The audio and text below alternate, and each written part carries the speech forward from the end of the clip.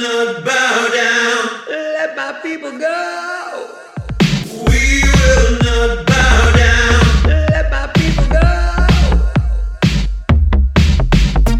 We will not bow down. Let my people go. We will not bow down. Let my people go. We will not bow down. Let my people go.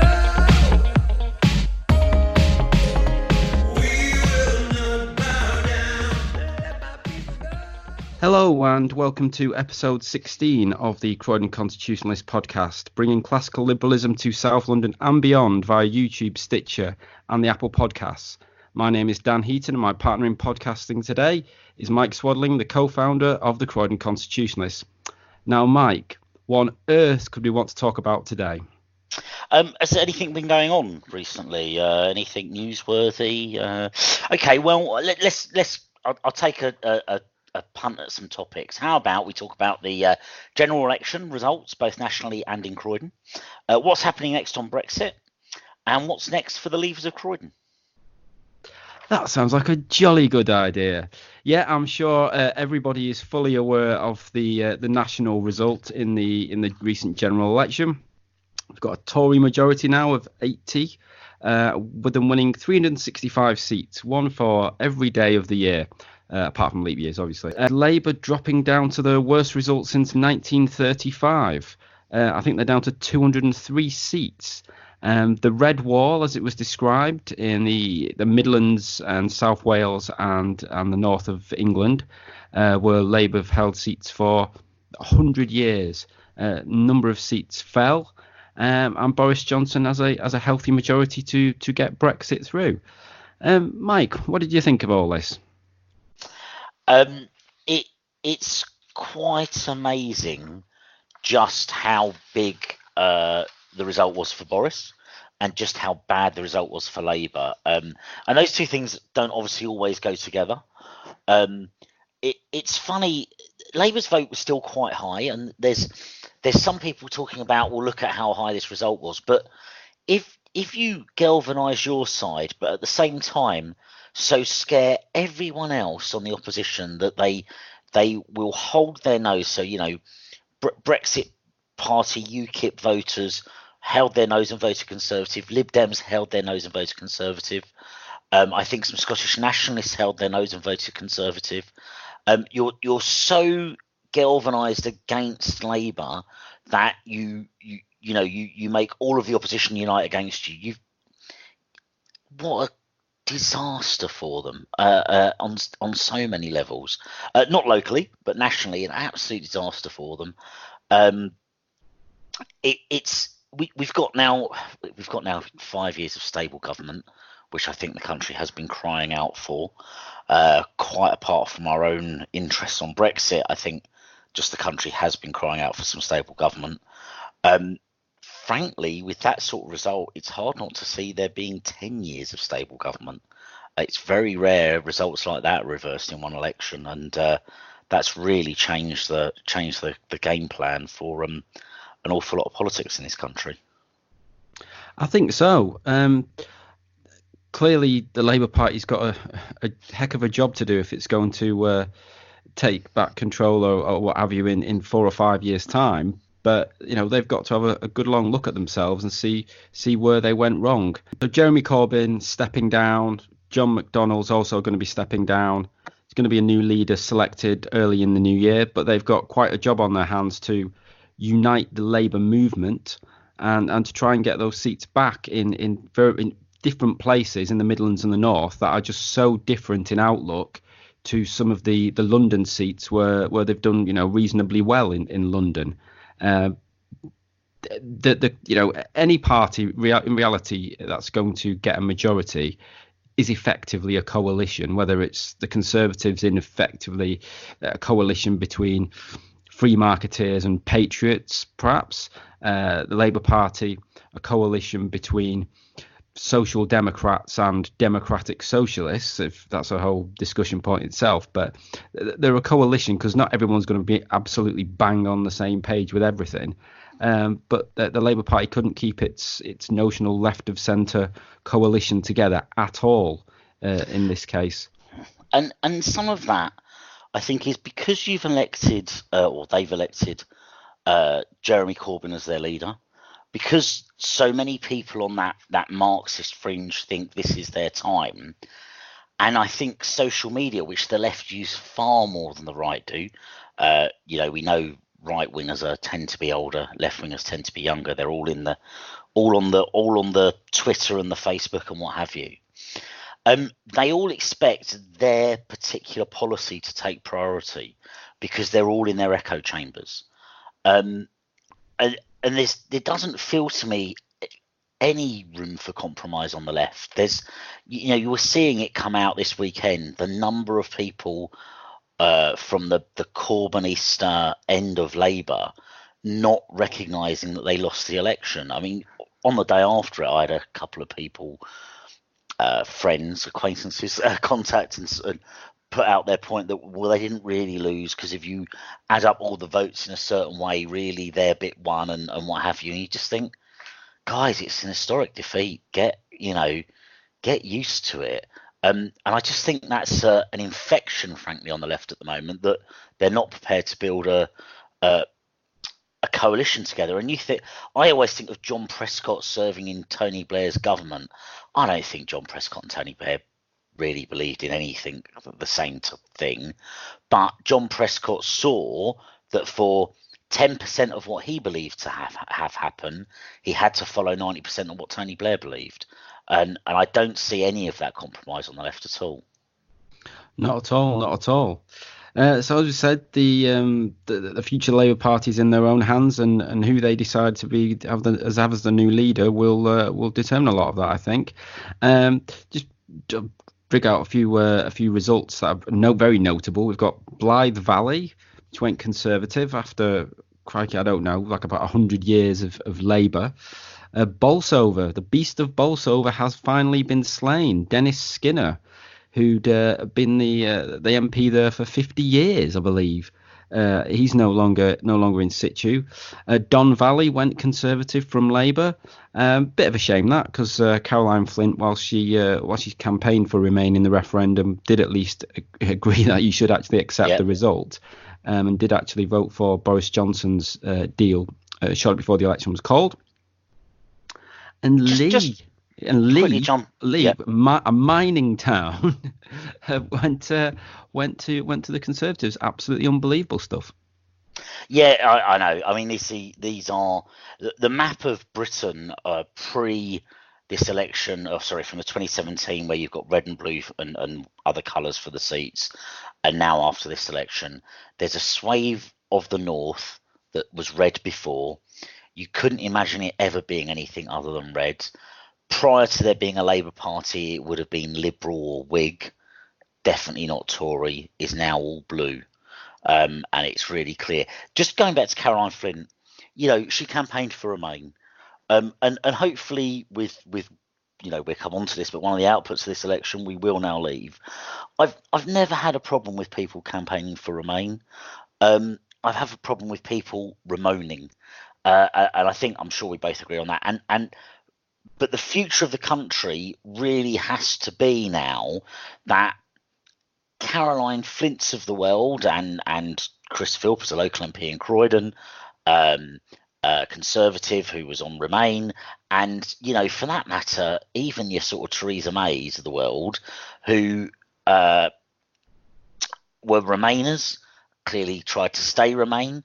We're now going to leave. We are all accepting of that result. We have to see as much our friends, because our enemies are those people that still, even now, after losing a referendum, losing a Euro elections, losing 2 general elections, and so on, are still moaning about the referendum. Though those are the people that we know are the problem. Caroline Flint incredibly honourably tried to do the right thing, unfortunately got punished for it, but I think we kind of, in a broad sense, that needs to be the healing process going forward.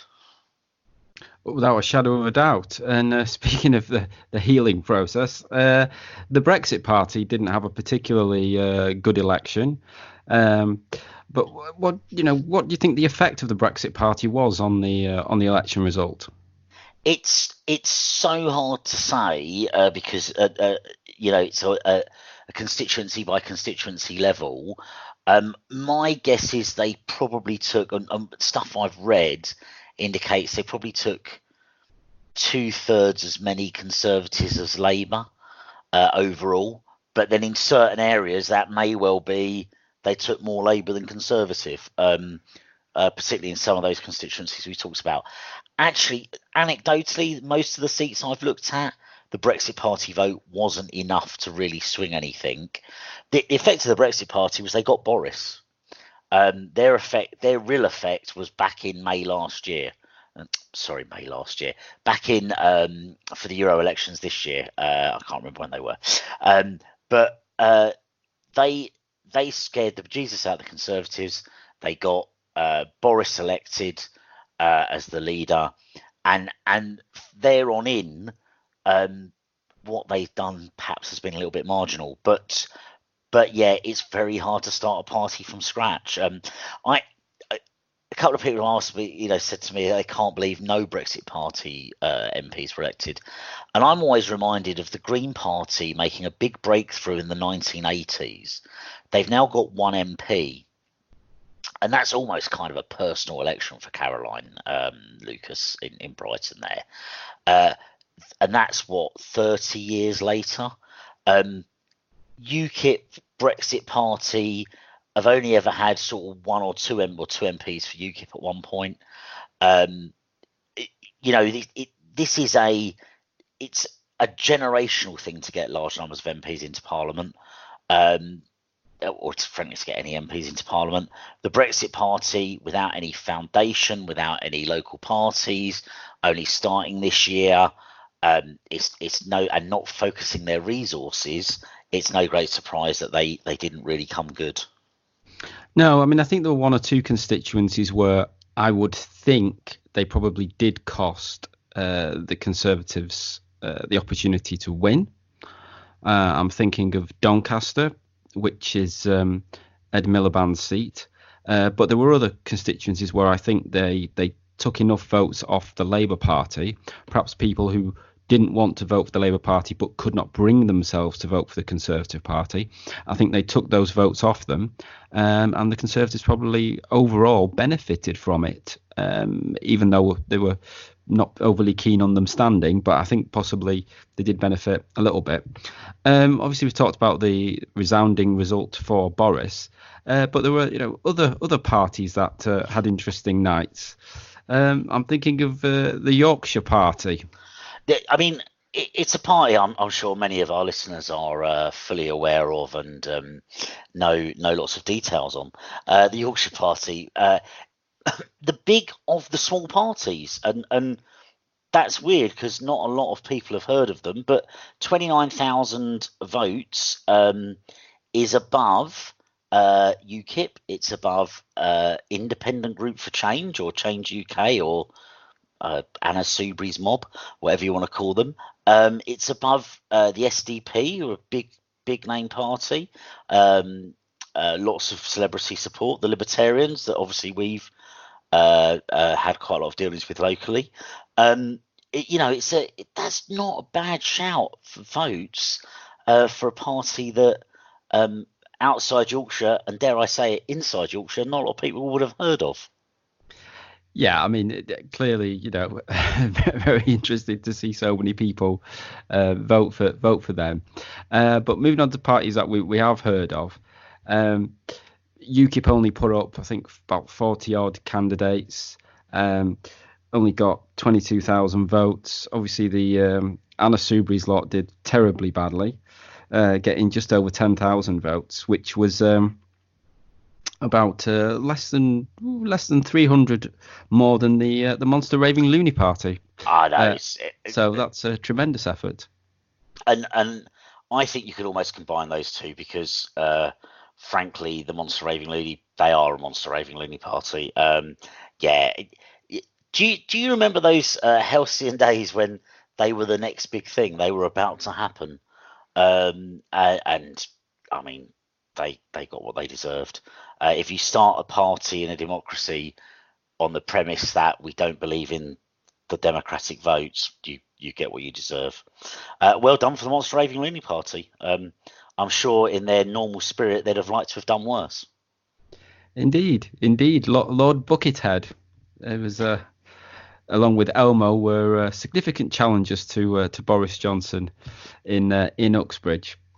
But there's been an effect in other parts of the United Kingdom. I'm thinking particularly some of the stories coming out of Northern Ireland. We're being told that there's a nationalist majority now in Northern Ireland, or rather, there are more nationalist MPs in Westminster from Northern Ireland than there are unionist ones. Always remembering that Sinn Féin's 7 MPs won't actually turn up to Westminster, so that's not entirely accurate even at that level. But also the SDLP, they've got 2. So that's 9, if you like. The official Ulster Unionist Party didn't get any representation, but the Democratic Unionist Party got 8, which is why 9's bigger than 8. So that's why we're being told it's a nationalist majority. But the Alliance Party, they're not aligned to the nationalist cause or indeed the unionist cause. They got their first MP in ages. There were some interesting scenarios there because there was the independent unionist lady, Lady Sylvia, I think her name was, and she was standing down. So I think there was then a bit of an electoral pact between the SDLP and Sinn Féin as to work out who should actually win that seat. So it's not as clear cut as that. But if you look at the percentage of the vote, you'll find that between the DUP and the old official Unionist Party, they got 42.3%, whereas the combined Sinn Féin and SDLP vote was only 37.7%. And the Alliance Party, whilst they only got 1 MP, they actually got over 16%, nearly 17% of the vote in Northern Ireland. So the suggestion that there's somehow now, Northern Ireland's suddenly going to be reunited with the Republic of Ireland, I think it's quite far-fetched, but that's what some of the reports that you'll read in the press are. I don't know what you've read about it so far, Mike. No, absolutely. It's there's people not understanding vote shares and elections of MPs, and as you say, I think there's something interesting's happened in Northern Ireland, which is the DUP and Sinn Féin both lost vote share. The Alliance Party gained a lot of vote share, as you mentioned. The SDLP have got MPs back again for the first time for a while. They gained vote share. The UUP gained vote share. So there's been a move away from the extreme parties in both communities and back towards, although actually the DUP and Sinn Féin still got by far away the more share of the vote, but a slight swing away from them back towards the Alliance, this non-aligned party, and just towards the more traditional, more centrist community parties in the SDLP and the UUP. So I just think that's quite interesting. I can't pretend I know why or have a great deal of analysis on it, but it is just an interesting thing to observe. And as you say, there does. The unionist community appears to have got their game plan wrong in terms of pacts and tactical voting to have allowed a majority of nationalist MPs to turn up there. So I'm not sure. I'm sure that will get fixed for the next election, and I would suspect the seat numbers to be corrected next time, if that's the right word. Time will tell. Of course, another big news story out of the election was the triumph, as they would think, of the SNP in Scotland, where they got 48 seats, going back up, having lost a few seats in 2017. So they've got 48 out of the 59 seats. Labour down to 1, Lib Dems on 4, and the Conservatives on 6. Apparently, Scotland's going to become an independent nation at any point soon. Although they did only get 45% of the vote, the SNP. So that's around about the percentage that voted to leave the UK back in the referendum the other year. So no clear sign, as far as I can see, that Scotland's really ready for independence. Don't know what you think, Mike. No, I think it's exactly that's happened. I mean, we've seen the Labour Party will have lost votes up there, losing Ruth Davis as their leader. The Conservatives will have struggled up there, and the SNP have taken advantage of that. Nicola Sturgeon's generally seen as having a good campaign, so they've done well, but crucially they're below the 50% mark. There was an Andrew Neil interview, obviously just before the election. I saw earlier today with one of the leading SNP members, and he just asked the basic questions.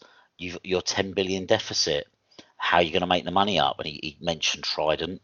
He then mentioned that he'd spend that Trident money on something else, so he didn't have any way to make up the 10 billion. He was then asked what currency he would use, and he mentioned sterling. He didn't seem to understand the difference between printing notes and making money. So he was saying we can print our own notes in Scotland already. It was like, you can, but that's not really how you make money. You have a central bank, and that would be in England still. Didn't seem to understand that. Some basic questions that, should there be another referendum up there, they're going to get found out pretty clearly again. People, I think, this time will be much more into the detail and much less into the emotion, because they've already had their big referendum debate once, and they're going to look pretty bad. Yeah, so the SNP can't just call a referendum. They have to request the right to do so from the Westminster government, and Boris has already told her that she's not getting it. So it's not likely to happen. Now, there's some Scottish parliamentary elections coming up in 2021. If the SNP are able to get a majority in that, and they don't currently have a majority, that they're a minority government in Holyrood, but if they're able to get a majority then perhaps she's going to have a better case. But at the moment, it doesn't look like she'll be getting permission to call that referendum. There's one thing I just want to mention on Scotland. I think there was one brilliant result for the SNP on Thursday. Yes. What one do you think I might be thinking of there, Dan? I'm thinking it's one which affected one of our old friends, the departed now member of Parliament for East Dunbartonshire, I think is the constituency. That would be the future Prime Minister of the United Kingdom, Joe Swinson. Yes, yes, indeed. I mean, isn't it amazing how a party, a woman who was about to become our Prime Minister, apparently, just a few short weeks ago, now isn't even in Parliament. She's not long been elected leader of the party, and they're going to have another election for a new leader. And it just goes to show, when you tell the voters that how they vote doesn't matter, you shouldn't maybe be surprised when they then don't vote for you. I mean, absolutely. Shocking, isn't it? Shocking. I mean, obviously she's lost her seat, which is, comedic in a way, but the Liberal Democrats across the board did shockingly, really, that they've ended up being one seat down. They did win a couple of seats, but they also lost some seats and ended up being -1 on the old totalizer there. Their vote did go up by just over 4% as a share of the vote across the UK, with the revoke Article 50, ignore democracy slogan. But yeah, they really didn't make the make the inroads that they were hoping to do. She was talking about getting 40 odd seats at one point, and when she wasn't thinking she was going to become Prime Minister. Yeah. But yes, they're actually down a seat from where they were in 2017, and of course compared to where they believe themselves to be before the election, following a number of defections and a by-election win, where I think they had about 18 seats just before the election. They were an absolute shocking situation. As to who's going to be the new leader of the Liberal Democrats, well, it must be somebody's turn, because there's not that many of them, and one of the people who's still an MP has already been the leader of the Lib Dems. So who knows whose turn it is next? But given their stance on Brexit and ignoring democracy, I won't be crying any tears about their poor performance. No, I really do wonder what's next for them. Why? What's their purpose? It used to be PR for most of my life. The thing I've known about the alliance, then then what became the Lib Dems, is that they stood for PR. Well, they had their chance at that and they screwed that up. It's now been that they are, or they had become over that time quite a pro-European party. Well, that's not going to be really relevant. Then they became the anti-democracy party. Well, that's not really worked out for them either. What on earth is their purpose? And should they reinvent themselves in some way? The charge is always going to stick. Aren't you the people that you'll say you'll do this? We vote for you. Do we get to vote again? Do we ever get to vote against you? Do you just revoke it? That's what your leader said. Until they thoroughly repudiate that leadership of the party, and I don't see this happening. Joe Swinson sat there and said, if we have another referendum, I still won't want to vote for us to leave the EU. That level of contempt for democracy, they should never be allowed to forget that. And unfortunately, because they got the word Democrats in their name, I don't think they will be allowed to. Or fortunately, perhaps. You just wonder what's the purpose of that party anymore. Very, very hard for them to rebuild one. Good, frankly, but very hard for them to rebuild one. They're certainly going to have to have a good long period of reflection, I think, is the current terminology used for such things. So that's the national picture looked at. So let's look at what actually happened here in sunny Croydon at the election. If we look first at the Labour stronghold of Croydon North, Steve Reid was re-elected with a smashing 65.6% of the vote. No surprise there. Just have a quick look. The Brexit Party candidate managed to get 839 votes, and the Christian People's Alliance candidate got 348 votes. I do wonder whether the Brexit Party candidate, had he bothered responding to any of our emails for an interview, might have done better. He did better than me for UKIP, so can't fault him too much. Good to see the two people that did take our interviews, vote went up. Christian People's Alliance, okay, the 0 was their last vote. That's not a bad vote, 348 for a pretty unknown party. And they actually picked up quite a lot of votes across the country. They stood in a lot of places. And the Conservative vote share went up, which is, again, sort of encouraging to see. But, I mean, this is such a safe seat. Steve Reid lost 8.5% and still won by a country mile. Exactly. Safe as almost like he was in the red wall, but yes. But I think it will take some demolition to deal with that one. After the last election, there was a vote map of the UK if only people over 65 could vote, and the country looked blue, as you would expect. Pretty much over 65 people are vastly more likely to vote Conservative. And if you look at London, all of the areas of London you would think would still be Labour were Conservative, apart from one little red blob, and that was Croydon North. Steve Reid's in a very strong position there. His own threat is from inside the party, not outside it. Indeed. The other relatively safe seat is Croydon South, where Chris Philp was returned. to Parliament with 52.2% of the vote. Labour coming in second, the Olga Fitzroy and Anna Jones from the Liberal Democrats coming in third. An old sparring partner of yours, Mr. Peter Underwood, he came in fourth for the Greens. With only Lost his deposit. Good. With 3% of the vote, yes, he lost his deposit. Never mind, eh?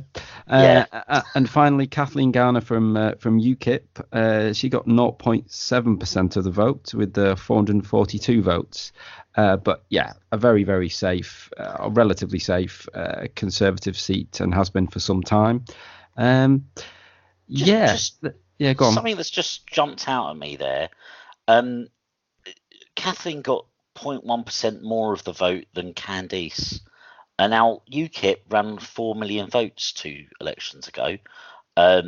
Christian People's Alliance, it's only sort of geeks like us, and thankfully for that, now listeners to this podcast and readers of our website will have heard of them, really.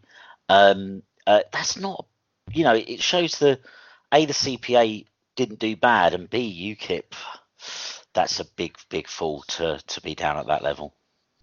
Yeah, I think there's they're going to struggle to recover. I think. I know, and again, what are they going to stand for in due course? But that's perhaps a subject all in itself. Moving on to the swing constituency, the marginal constituency of Croydon Central. Drum roll, please. Sarah Jones managed to get back in. Her vote went down, but she got back in with just over 50% of the vote.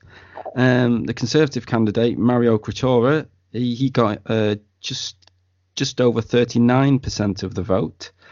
Liberal Democrats got 6.5%, followed by Esther Sutton from the Green Party with 2.2%, and then finally Peter Sonnex, who was moved from Croydon South to Croydon Central just a week before the election, before nominations closed.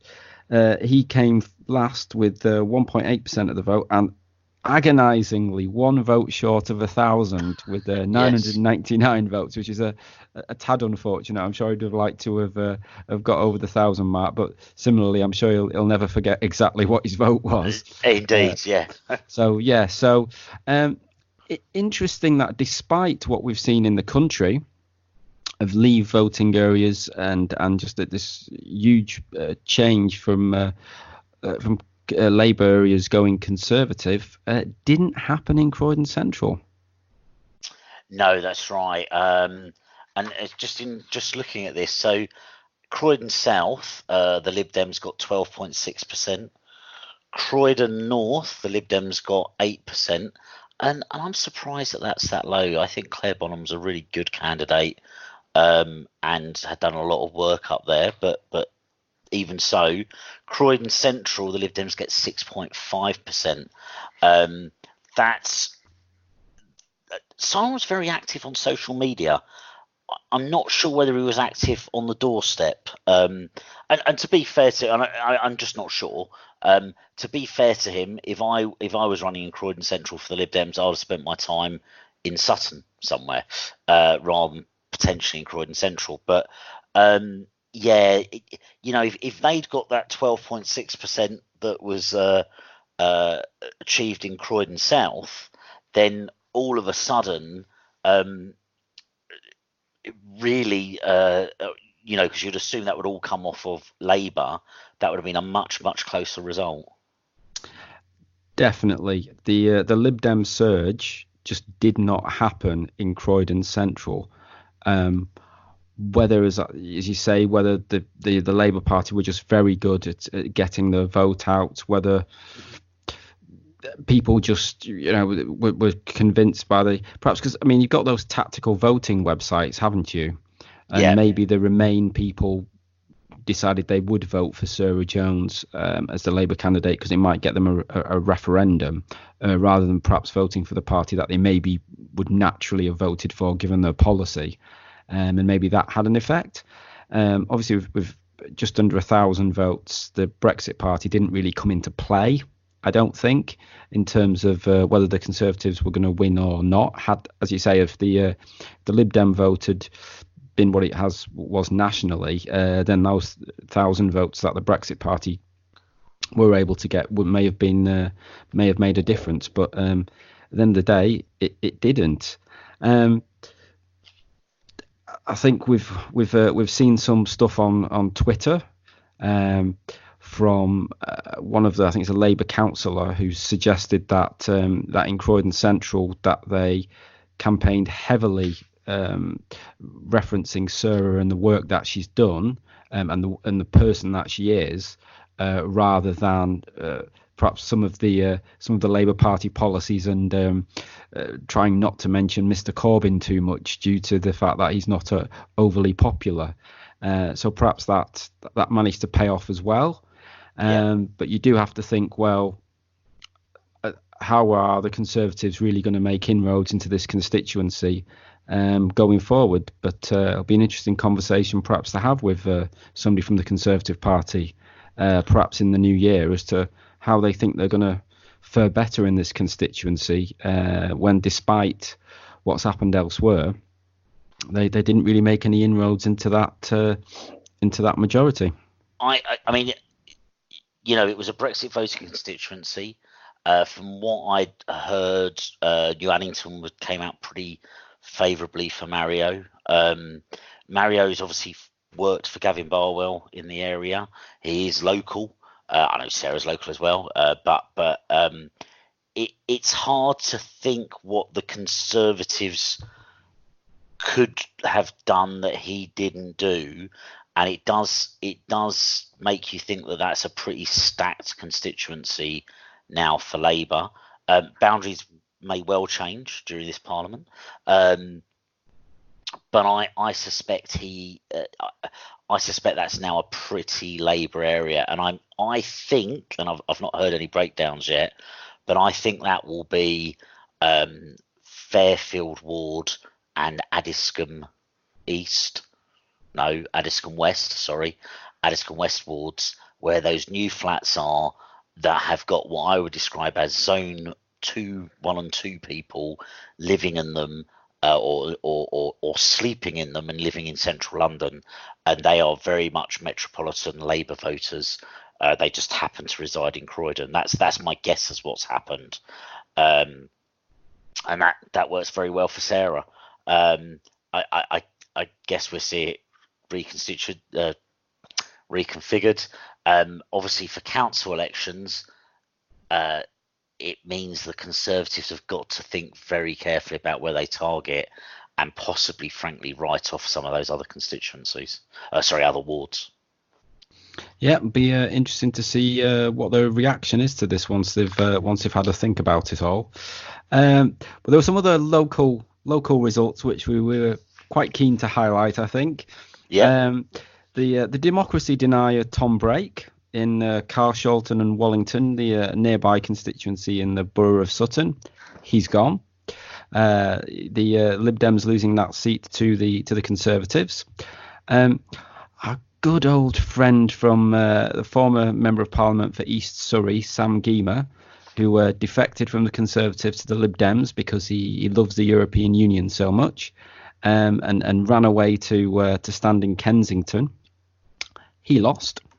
And Chuka Amuna, the former Member of Parliament for Streatham, who joined the Lib Dems. Well, no, because he went to the Independent Group for Change, didn't he, for a bit, and then he went to the Lib Dems when he realised that you do actually need a party structure, and then he did a little run to cities of London and Westminster constituency, and he also failed to win. It's a bit of a shame, isn't it, really? It's terrible. I mean, I hate to take credit for our part in Sam and Tom's downfalls, but it is fair to say that Leavers of Croydon and the Croydon Constitutionalists, and particularly using the Leave Means Leave banner, were out in both of their constituencies campaigning against them, some time back now. But I like to think our little bit will have helped. Lib Dems in Sutton, that's a big loss for them. They rely on massive amounts of local activity. If lost, they've now lost 2 MPs in Sutton over the last couple of elections.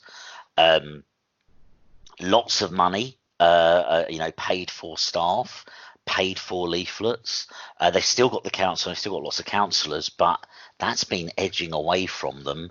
I wouldn't bet against Sutton going blue in the next local elections. The Lib Dems really rely on that push that Tom will have given them. He's lost by 700 votes. It's not massive. Sorry, 600 votes. That's not massive by any means, but hard to see. Labour done particularly badly. You'd expect Labour will do better and eat into the Lib Dem vote there. There's 1,000 votes that went to the Brexit Party that I reckon would go Conservatives. I would think that's now a pretty safe Conservative seat once it shakes out. Yeah, definitely a damaging night for the Sutton Lib Dems. One or two honourable mentions I think we should make for people who've worked with us over the past year who were standing in different places. We had Sean Finch standing for the Libertarian Party in Sevenoaks, and David Curtin, who's standing for UKIP down in Littlehampton and Bognor Regis, or somewhere down that, was it? Yep. Yeah, congratulations to them for standing. Obviously, they were unsuccessful, as it were. Otherwise, we'd be calling them members of Parliament now. But good to see them. Good to see them standing and fighting the good fight, as it were. Oh, we should say that for everyone, really, in all these constituencies that stood. It's hard to stand, particularly if you're from a small party. You're probably funding it yourself. So there's a cost. There's an economic cost if you're not working. For anyone that isn't already a politician. And I say again, it's hard to stand. It's a lot of work. So it's important that people do. And frankly, well done to all of them for making our democracy possible. Apart from the Lib Dems. Of course. So that's the election out of the way. Quite a big issue, yeah. But that's now out of the way, finally. But one issue that's still around, but hopefully it's going to be done or sorted or whatever, is Brexit. Obviously Boris has now got his huge mandate, as it were. So his withdrawal agreement is extremely likely to go through in December or early January, and we should be leaving on the 31st of January. Mike, what do you think the effect of us actually getting Brexit done is going to have on the Tory party and indeed politics generally in this country? It's going to be fascinating, isn't it? It may help Labour, I think, quite quickly. Who knows how much they're going to tear themselves apart in this election for leader, but their great problem has been trying to brace the pro, the internationalist metropolitan wing and the more nationalist northern wing, shall we say. They clearly didn't do that. They didn't do that in any way successfully. So that may help them. The Lib Dems, I think, are lost in the wilderness. What that then means for the Conservatives is they've now united all the Brexiteers. Now, Boris needs to keep that united. And I think if he's clever, he needs to kind of make sure that he, while still, meeting his election promises on the NHS and spending and infrastructure, spending, I was going to call it investment, I don't want to fall into that trap, infrastructure spending in the north. There's a gap to the right of the Conservative Party. If he's smart, he'll do a few things to close that gap. And then they really are. I'm sort of reminded of a sort of a three-quarter stadium round a three-quarter stand round a stadium. One of these all linked up, because they frankly got the centre ground because Labour have vacated it. The Lib Dems are irrelevant. They've got the right, the centre right, because they are the Conservatives, and that's obviously where they sit. But even now with Brexit and the relative failure of the Brexit Party and the collapse of UKIP and whatever, they've got the right of the right. once Brexit's done, he needs, if if they're smart, they'll find some domestic policies that try and keep all of that ground in their hands. Yeah, I think you touched on it. It depends what the Labour Party do in terms of leadership and direction.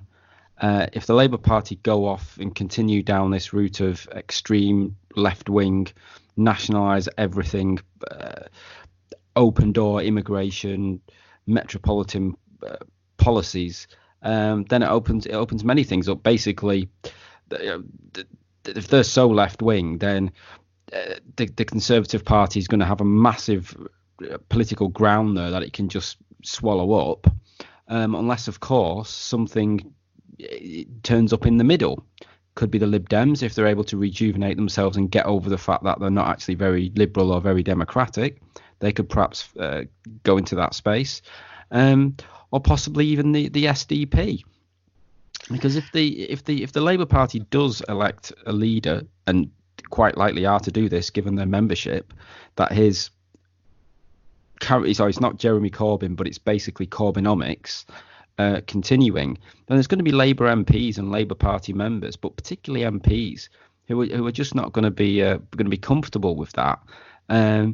May there actually formally be a breakaway at that point, but that's obviously for the future. In terms of the Brexit Party, I think you're right. I think unless Boris signs us up to something much more than simply a free trade agreement over the course of 2020, unless he does do that, I think the Brexit Party or whatever they may call themselves at that point are pretty much done.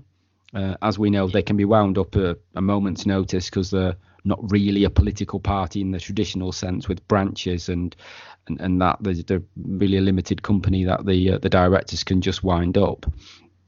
So I think you're right. It'll be interesting to see what they do. Nigel Farage has made reference to changing the name to the Reform Party and campaigning for things like abolishing the House of Lords and an electoral reform and some such. But whether that really gains any traction or occurs is another matter altogether. I think the Conservatives have probably got a massive amount of ground from everything from where the Brexit Party or UKIP used to be, frankly, all the way through to almost to social democratic positions at the moment, unless Labour are able to get their act together and elect a leader and come up with policies which are more palatable to sane people, really. Absolutely. I mean,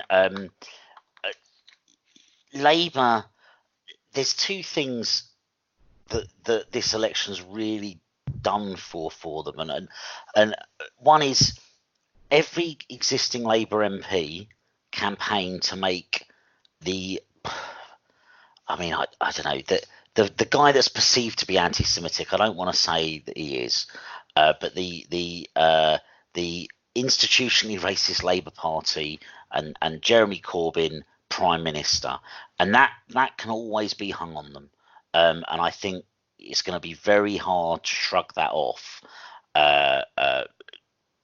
in the next few elections. They're also and to me, part of what done for Labour in this election was the nationalised broadband policy. If you have a nationalised I just know loads of people that just looked at that and laughed and said, well, it played into the narrative against Labour and it was just a completely bonkers idea. Again, all of those people stood on a manifesto for that. So I can imagine in the future them standing up and even if Labour go for the most Blairite person, if that's still a thing, they're going to struggle they're going to have to take baby steps because the party's still very left wing. And they're always going to have that be able to hung around them. It's like, what do you plan to nationalise broadband, or are you just going to nationalise, Wi-Fi this time, or whatever it might be? The cheap jokes are very easy, and that's going to hurt them. It's going to take a long, long time to come back from that. Like you say, the Brexit Party, they feel like they're gone. Boris, my great hope is that what the government has been doing is agreeing free trade agreements with Australia, New Zealand, Korea, Taiwan, whoever else it might be, behind the scenes, so that come the 1st of February, when we're allowed to do our own free trade agreements, before they've agreed with anything with the EU, they start announcing these things. And frankly, if they're little free trade agreements that affect 1 or 2 items, don't care, that's fine. You just start announcing these things as soon as you can in February. And by the time the EU are ready to have a negotiation with them, you've already taken off the table the idea that we're in some sort of backstopped type full agreement with them, because we've already made free trade agreements where we're accepting goods and services and standards from countries that are not compatible with the EU. It has to be Canada plus or nothing. And you can just force the conversation forward. And if they can do that, you imagine Boris announces Brexit on the 31st, and Boris announces the free trade agreement with Australia on the 1st, and New Zealand on the 2nd, and the 5th is Korea, and so on and so forth. That level of momentum is going to be really, frankly, might push up their popularity from what's already a very high level. Yeah, it'll be interesting times ahead. So it looks like we're leaving on the 31st of January. So what's next for the Leavers of Croydon? Well, I think the first thing we need to do is definitely arrange some drinks in January. Do you agree? I think that's a good idea. Probably in anticipation. I doubt we'll do anything on the 31st, just because there'll be lots of other people doing things. But yeah, we'll have some drinks, and we'll let people know about them once we've got them arranged.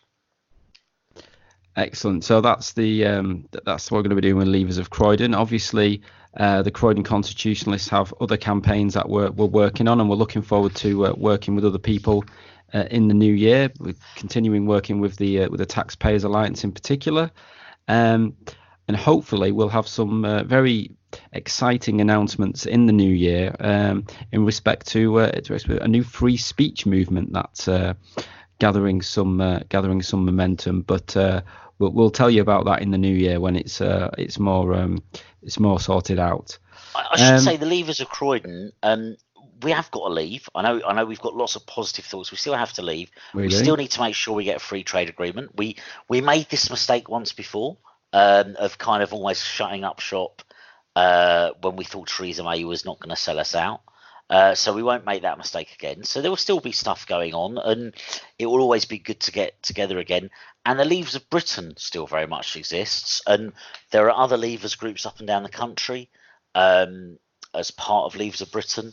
There are great events they do in central London, and they get lots of good people turn up to them. So we'll be doing lots of things as an organisation and as a chance for people to come together. And as you say, we'll be doing some more focused things through the Croydon Constitutionalists. Yeah, it's going to be hopefully as we actually finally exit the European Union, there'll be lots more for us to get involved with. I think we've pretty much talked these things to death now, to be honest. Yes. It was it's taken us a long time to get there, but we think we're hopeful we're finally there. One of the things we're going to be doing obviously is keeping Croydon Council on their toes. If we can find any scenarios where they're wasting our money, I'm sure there are many that we'll be talking about in due course. If you've got any examples of that, do please get in contact with us, and we'll happily publicise them.